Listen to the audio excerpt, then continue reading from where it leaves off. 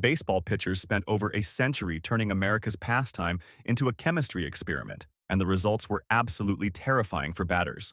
From coating baseballs in spit and petroleum jelly to hiding sandpaper in their gloves, these guys found ways to make a baseball move like it was possessed by demons. Some pitches were so dangerous they literally killed players, while others were so effective they had to be grandfathered out of the game. Today, we're breaking down every single banned pitch that made batters question their life choices, and trust me, some of these will blow your mind. The spitball. Picture this. A pitcher steps onto the mound, casually licks his fingers like he's about to dig into a five-course meal, then wipes his hand across his forehead with the innocent look of someone who definitely isn't up to something. What happened next was pure baseball magic, and by magic, I mean complete chaos for anyone holding a bat. The spitball was the original cheat code in baseball. Pitchers would coat the ball with saliva, petroleum jelly, or whatever slippery substance they could get their hands on. This turned an ordinary fastball into something that moved like it had a mind of its own. The ball would drop, dart, and dance in ways that seemed to break the laws of physics. Batters faced pitches that changed direction more than a politician during campaign season. Ed Walsh became the absolute master of this craft. His spitball was so effective that he posted a career ERA of 1.82, which made every other pitcher in the league wonder what they were doing wrong.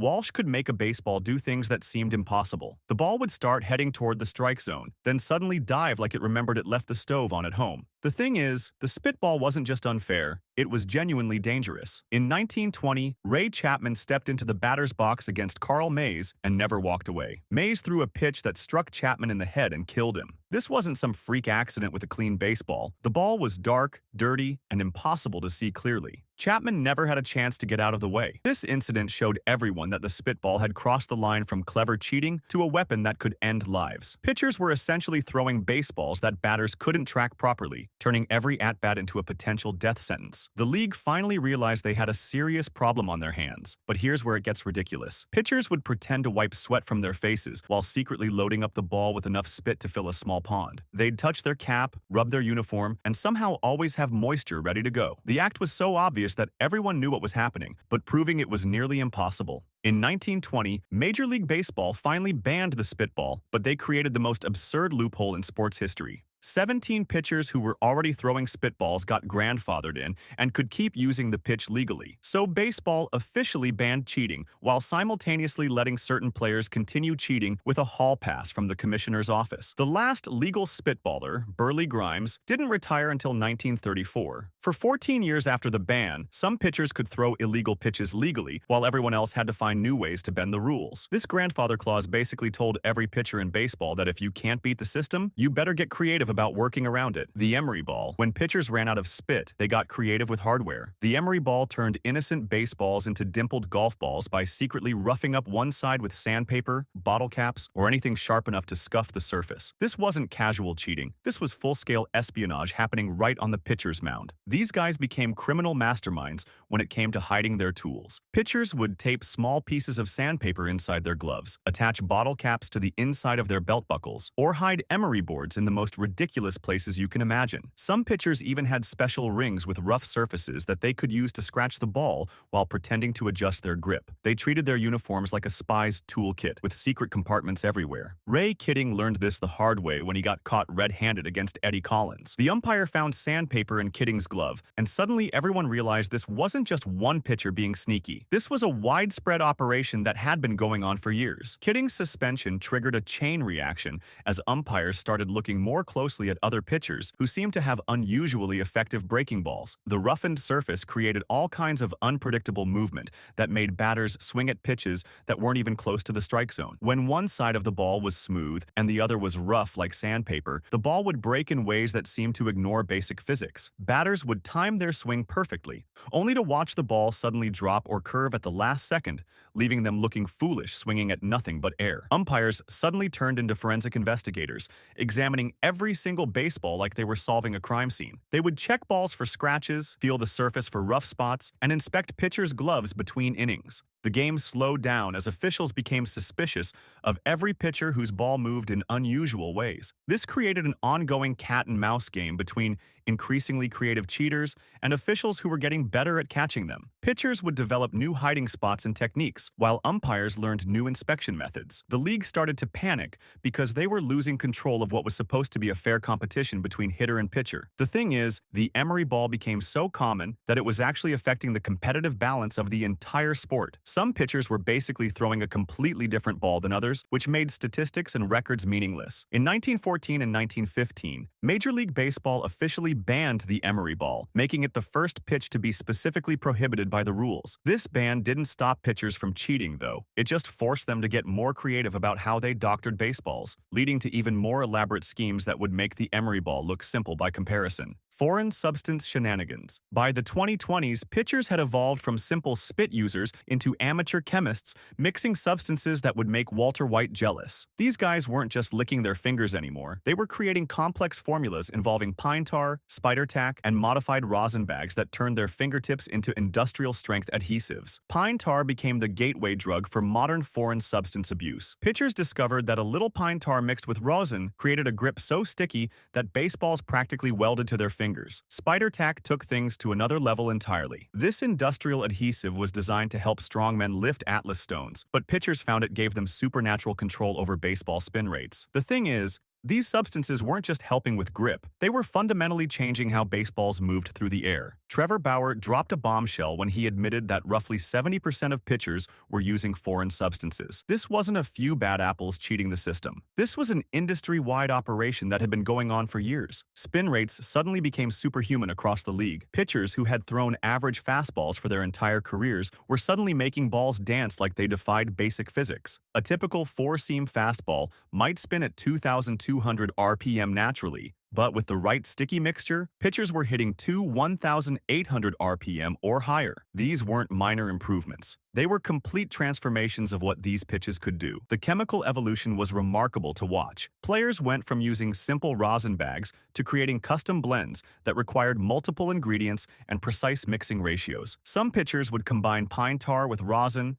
add a little sunscreen for texture, and create their own signature grip enhancer that worked better than anything you could buy in stores. Major League Baseball finally cracked down in June 2021 with random inspections and automatic 10-game suspensions for anyone caught with foreign substances. The enforcement was immediate and aggressive, with umpires checking pitchers' hands, gloves, and caps between innings like airport security guards. The protests were immediate and dramatic. Max Scherzer got into a heated argument with umpires who wanted to check his hands multiple times during a game. Sergio Romo and Madison Bumgarner acted like their constitutional rights were being violated when officials asked them to wash their hands. These guys defended their right to use sticky substances like it was protected by the Bill of Rights. The crackdown created some genuine safety issues too. Vince Velasquez accidentally hit Austin Voth in the face because he couldn't grip the ball properly without his usual sticky mixture. Pitchers who had relied on foreign substances for years suddenly found themselves throwing wild pitches and struggling with basic command. The results were immediate and obvious. League-wide strikeout rates dropped significantly as pitchers lost their chemical advantages. Spin rates fell across the board, and hitters finally started making better contact against pitches that no longer moved like they were remote-controlled. Technology had made detecting these substances easier, but it also made the temptation to use them even greater than before. The pitch clock. Before pitch clocks existed, some pitchers turned baseball games into 3-hour meditation sessions. These guys would step off the mound, walk around, adjust their cap, stare at the catcher, shake off signs, and basically do everything except actually throw the baseball. Fans would literally age between pitches, and games moved so slowly that watching paint dry became a legitimate alternative form of entertainment. Picture a pitcher taking 30 seconds between every single pitch. They would treat the mound like their personal thinking space, contemplating life's biggest questions, while 40,000 people sat in the stands, wondering if they should have brought camping gear. Some pitchers would step off the rubber 5 or 6 times per at-bat, turning what should be a quick exchange into an endurance test for everyone involved. The thing is, this wasn't just annoying for fans. It was strategic stalling that gave pitchers unfair advantages. They could disrupt hitters' timing, cool down opposing rallies, and basically control the pace of the entire game. Some pitchers used these delays like psychological warfare, making batters wait so long that they lost their focus and rhythm completely. In 2023, Major League Baseball finally said enough is enough and introduced the pitch clock revolution. Pitchers got 15 seconds to deliver the ball with bases empty and 20 seconds with runners on base. Suddenly, baseball transformed from a leisurely stroll through the park into a high-speed NASCAR race where every second counted. The change was immediate and dramatic. Pitchers who had spent their entire careers operating at the speed of molasses suddenly discovered they had functioning legs and could actually move quickly when required. These guys went from leisurely strollers to Olympic sprinters, scrambling to get their pitches off before the timer hit zero. The 20-second rule with runners on base created even more chaos. Pitchers also got limited to 2 disengagements per plate appearance, which meant pickoff attempts became as precious as gold. Suddenly, pitchers had to choose their spots carefully, instead of throwing to first base whenever they felt like slowing things down. Batters got caught in this speed trap too, racking up violations like they were collecting parking tickets in downtown Chicago. Hitters had to be ready in the batter's box with 8 seconds left on the clock, or they would automatically get called for a strike. The adjustment period was rough for everyone involved. The statistical impact was massive.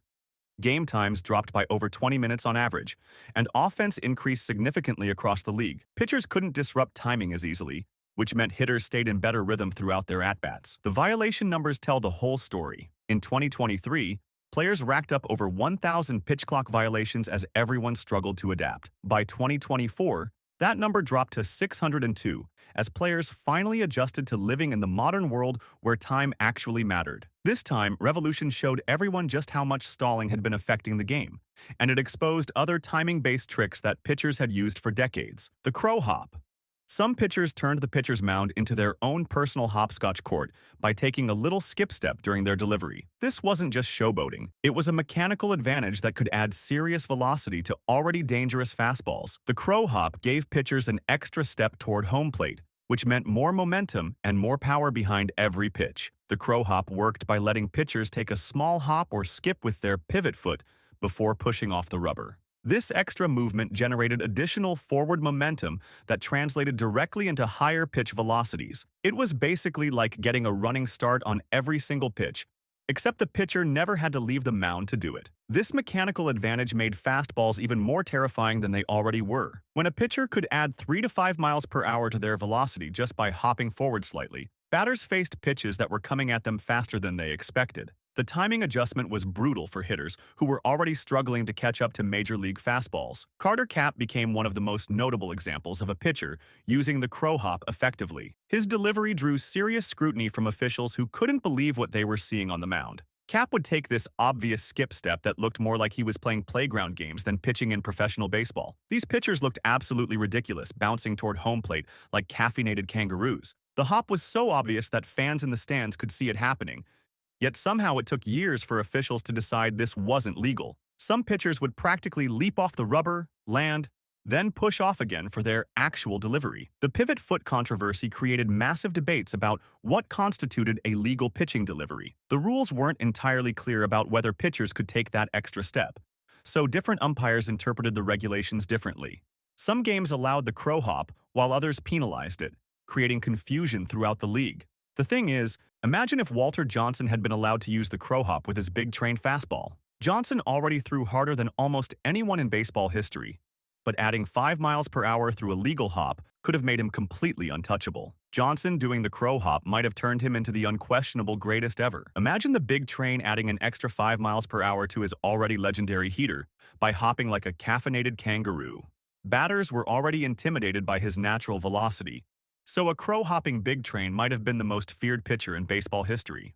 This small mechanical tweak could have changed baseball history completely. Pitchers who were already dominant might have become unstoppable, while average pitchers could have gained enough velocity to become stars. The competitive balance of entire eras might have shifted based on who was willing to hop around on the mound. In 2017, Rule 5.07 officially prohibited pitchers from taking that second step during their delivery. The rule change ended the hopping madness once and for all, forcing pitchers to keep both feet in contact with the rubber until they began their actual pitching motion. This mechanical enforcement opened the door for officials to examine other delivery modifications that might give pitchers unfair advantages. The shine ball.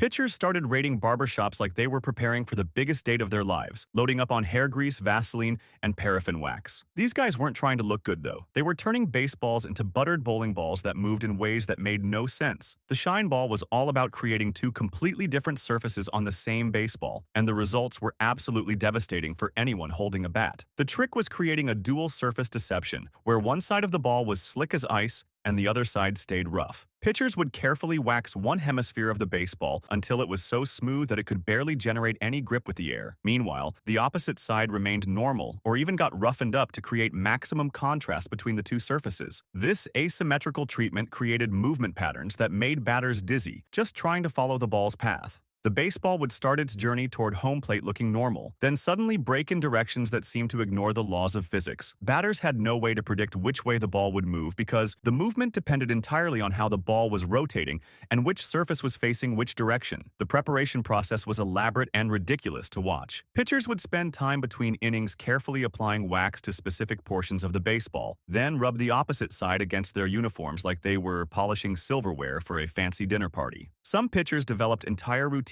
for preparing their shine balls, treating each baseball like a custom art project. The contrasting surfaces created bewildering movement that had no consistency or predictability. One pitch might break sharply to the left, while the next pitch with identical arm action would break to the right. Batters faced pitches that seemed to change their minds mid-flight, darting in unexpected directions like remote-controlled toys being operated by someone having a seizure. The thing is, this wasn't just unfair, it was making baseball unwatchable. Batters would swing at pitches that looked perfectly hittable, only to watch the ball suddenly dive or curve away from their bat at the last possible moment. Strike zones became meaningless when pitches could change direction multiple times during their trip to the plate. League officials finally realized that the shine ball had crossed the line from creative pitching to complete chaos. The pitch made it impossible to have fair competition between pitcher and batter because batters had no reasonable way to make contact with a ball that moved unpredictably in multiple directions. The shine ball officially joined the Spitball, Mudball, and Emery Ball in baseball's growing collection of banned pitches. Each surface modification technique had proven too effective and too dangerous to remain legal. These bans forced pitchers to look for new approaches that didn't involve doctoring the baseball itself, leading them toward timing-based cheating methods that focused on disrupting batters' rhythm instead. The quick pitch.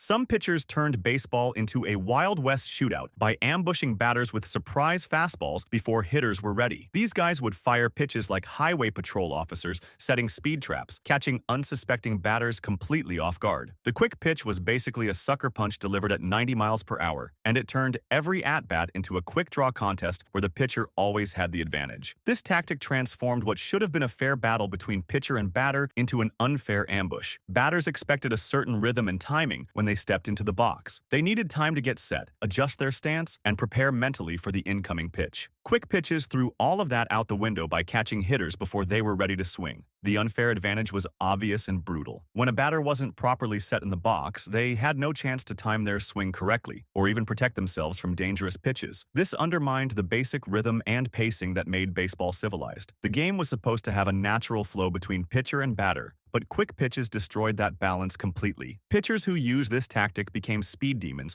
who treated the mound like a drive-by shooting location. They would skip their normal wind-up motions and fire fastballs without giving batters the usual preparation time. Some pitchers would deliberately rush their delivery to catch hitters stepping into the box or adjusting their batting gloves. The penalties for quick pitches depended entirely on the base situation. With runners on base, umpires would call a balk, which allowed all runners to advance one base automatically. With no runners on base, the penalty was just a ball added to the batter's count. This distinction made quick pitches especially dangerous in scoring situations where a balk could directly lead to runs. This created an interesting chess match between tempo and fairness. Pitchers wanted to disrupt hitters' timing and gain advantages through speed, while the rules tried to ensure fair competition. The quick pitch rule forced pitchers to balance their desire for tactical advantages against the risk of penalties that could hurt their team. The broader debate centered on whether baseball was entertainment or ritual. Quick pitches made games faster and more unpredictable, which some fans enjoyed. However, they also violated the traditional pace and courtesy that many people considered essential to baseball's character. The thing is, enforcement of quick pitch rules varied wildly depending on which umpire was working the game. Some umpires were strict about ensuring batters had adequate time to prepare, while others allowed pitchers to rush their deliveries. This inconsistency made it impossible for batters to know what to expect from from game to game. These aggressive tactics by pitchers eventually sparked retaliation from the other side of the plate, leading to an escalating arms race where both sides looked for ways to gain unfair advantages. The corked bat connection.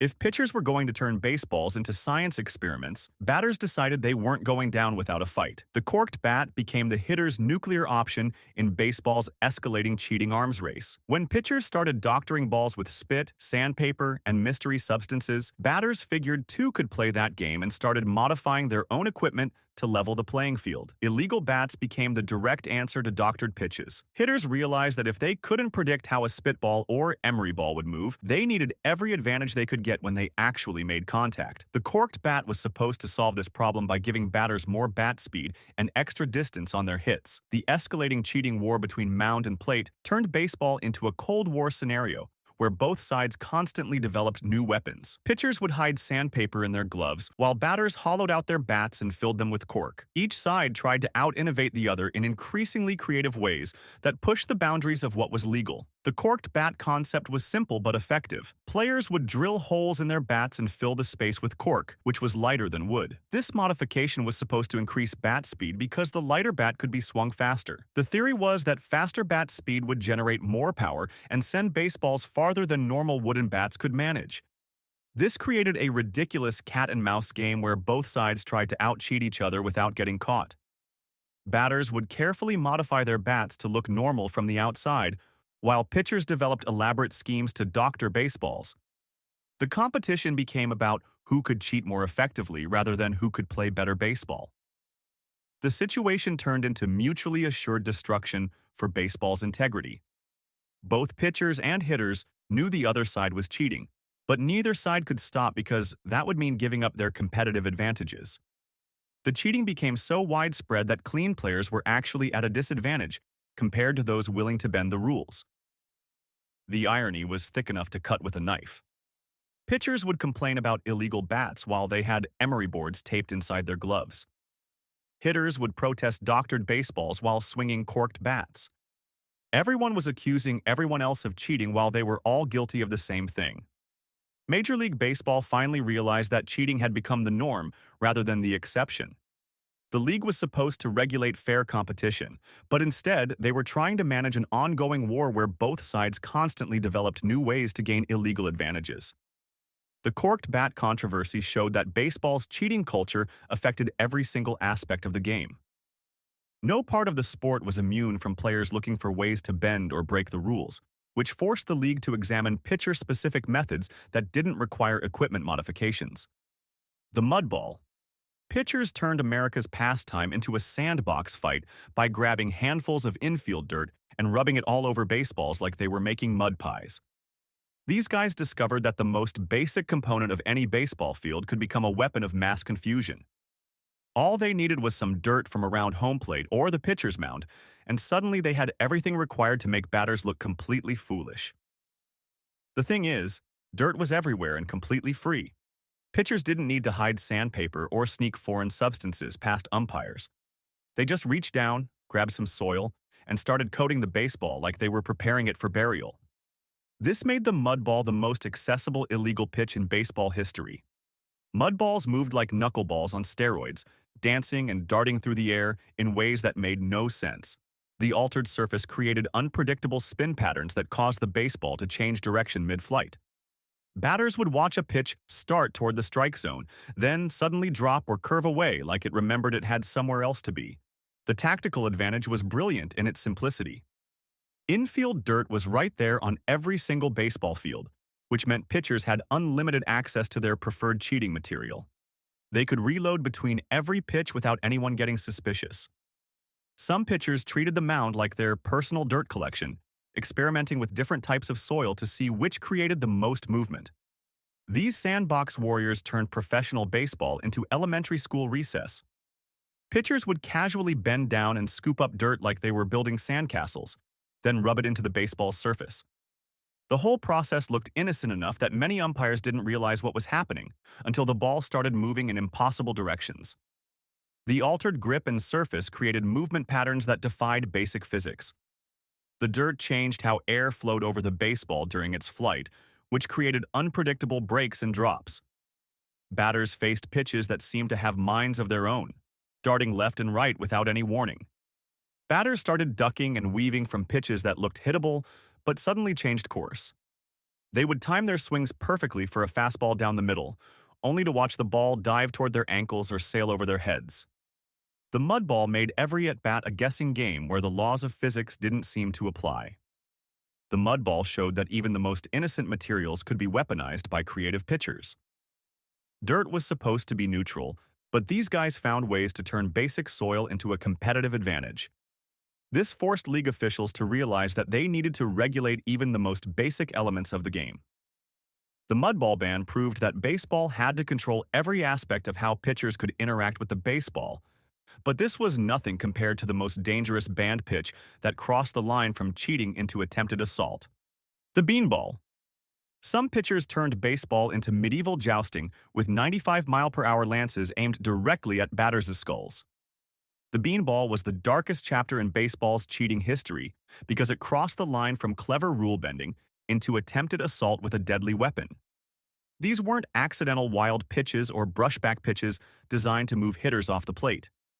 These were deliberate attempts to hit batters in the head with fastballs that could cause serious injury or death. Intentionally throwing at batters' heads became psychological warfare that infected every aspect of the game.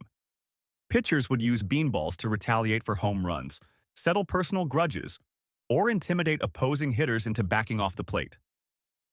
This tactic turned baseball into a blood sport where physical violence was an accepted strategy for gaining competitive advantages.